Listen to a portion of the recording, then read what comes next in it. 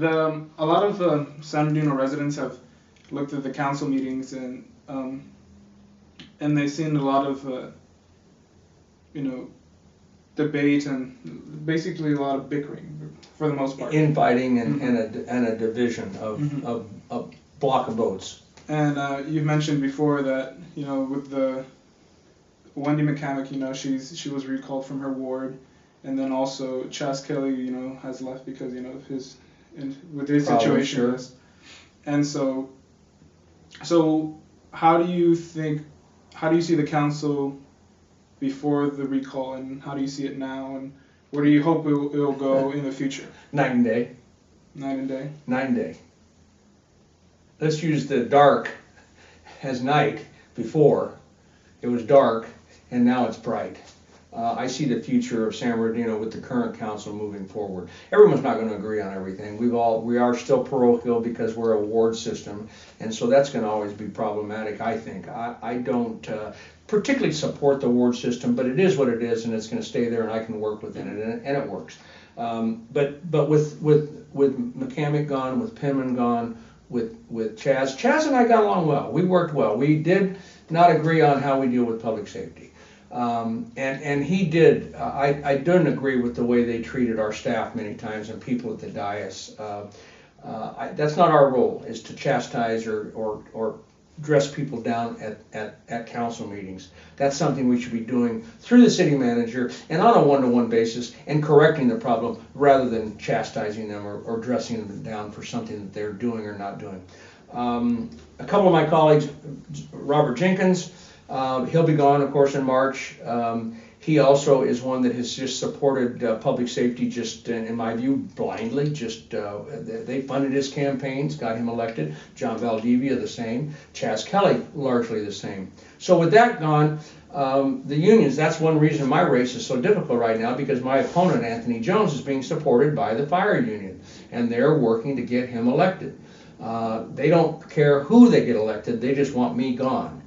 And I'm remembering that who I work for, and that's the citizens. And if I can save the city, the citizens, the taxpayers, $4, $5, $8, $10 million by assessing our fire department and doing a better job of delivering that fire service, then I'm going to do it. Jenkins wouldn't do that. Valdivia wouldn't do that. McCamick wouldn't do that. Kelly wouldn't do that.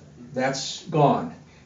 Jones is, I can't put it any differently than this, he's bought and paid for by the fire union. That's where his support's coming from. They're walking and knocking for him, and he's going to be in there.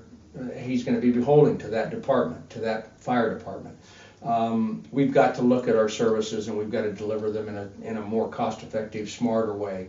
And we're starting with fire department. We have contracted with a company called Citygate that will be coming in and doing an assessment and coming back with a recommendation on how we deliver those fire services. I am pretty confident that they're going to come back and show that no matter what we do to change it, whether we keep our fire department not as it is, but keep the people, the personnel, and keep it as the City of San Bernardino Fire Department, it will be reorganized and revamped, and will deliver those services differently. Or they'll come back and recommend that we contract with the county or with CAL FIRE.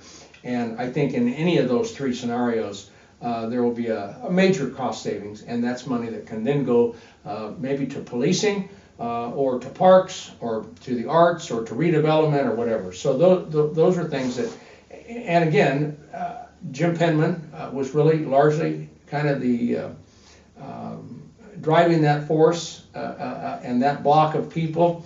And with him gone, things have changed dramatically at the council meetings. They're quicker, they're more civil.